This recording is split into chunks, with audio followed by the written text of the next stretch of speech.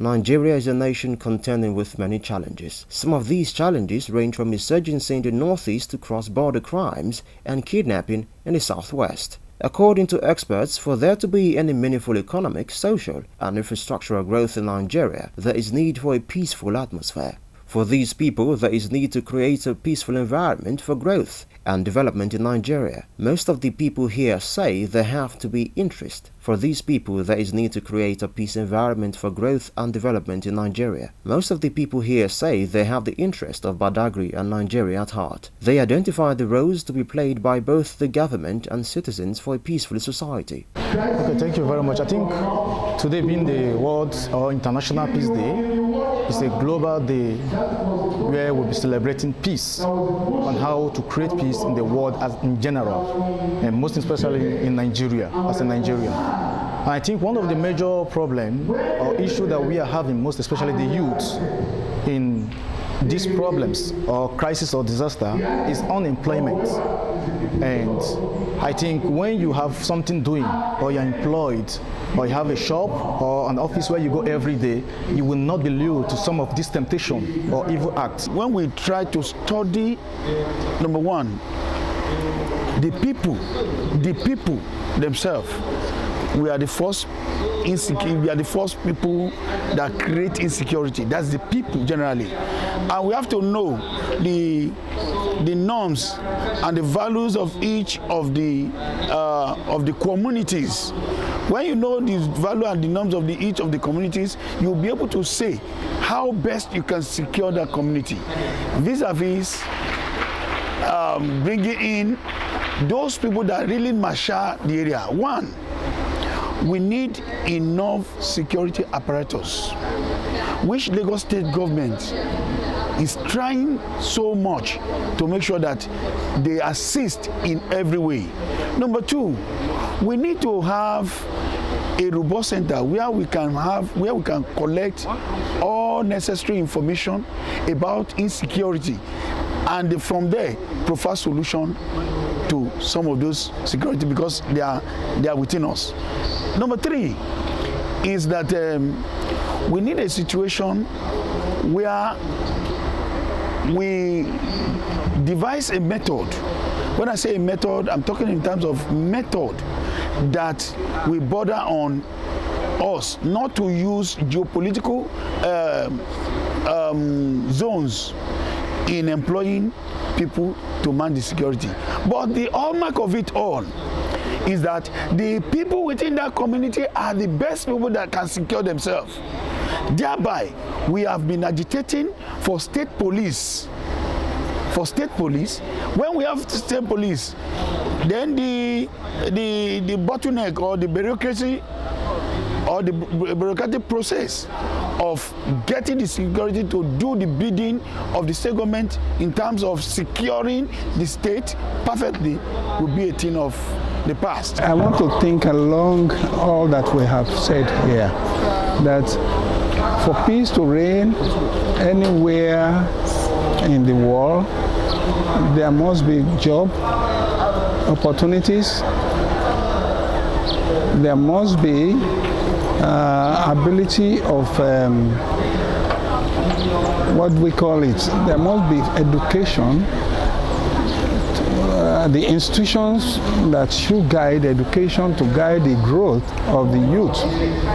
In all modesty, like you have the National Orientation Agency organizing inter-colleges debate.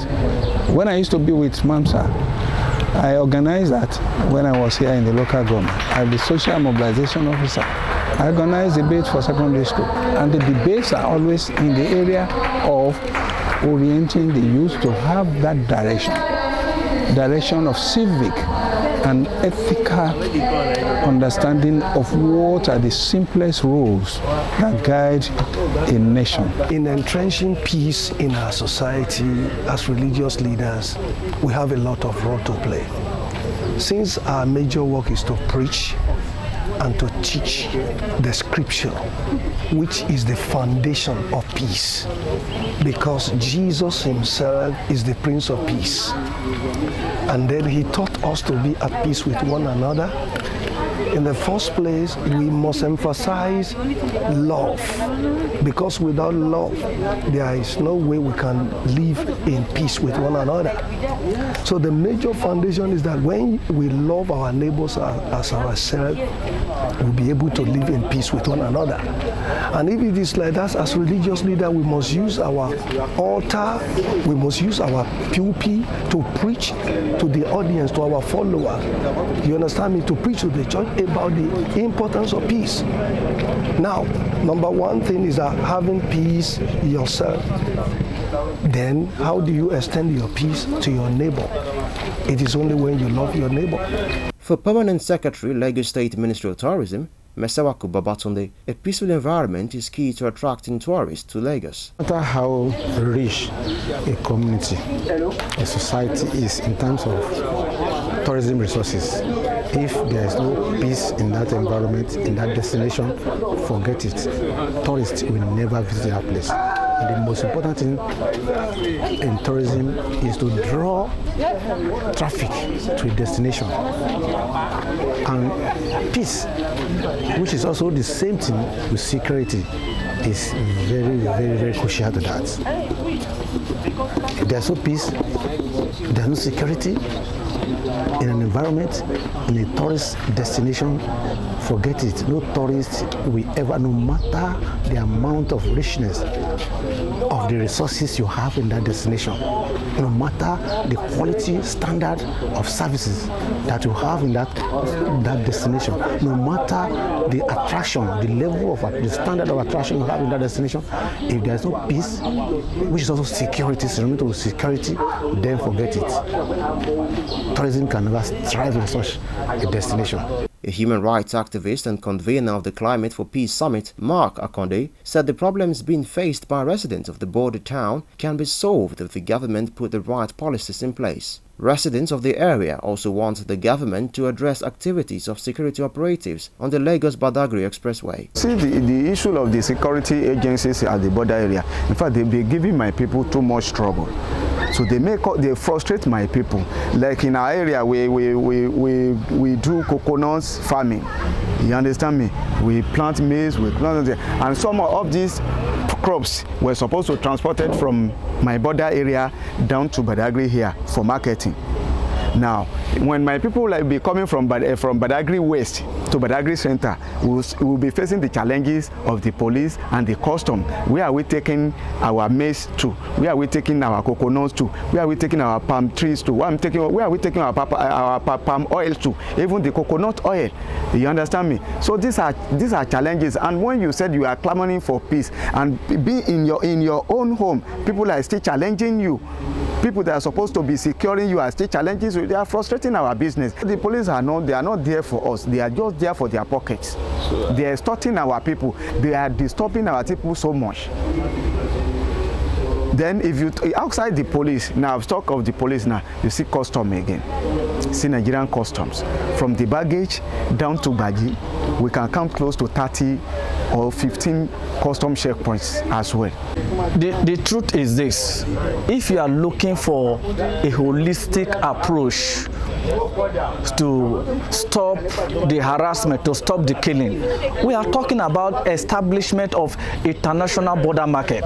Now, in an environment where you have international border market, you discover that the activities of government agencies or government security agencies, it will be focused on maintaining peace within that market. But what we have here is we don't even have a market at all. The people do not even have means of surviving at all. And so they say the people within the Badagry environment engage in smuggling, engage in smuggling of rice, engage in illicit trading, as the case may be. But the truth is that once the government do not make options available for the people living around the border to have something tangible doing, automatically they will look for ways to actually engage themselves. We are not saying that it's good for the people to engage in illegality. What we are saying that the government can actually help in removing the illegality by providing international border market on sand in Badagry. Our correspondent reports that the Summit on Peace was part of the celebration of the 2019 International Peace Day, which has Climate Action for Peace as its theme. The day is marked every September 21 and is devoted to strengthening the ideals of peace both within and among all nations and peoples.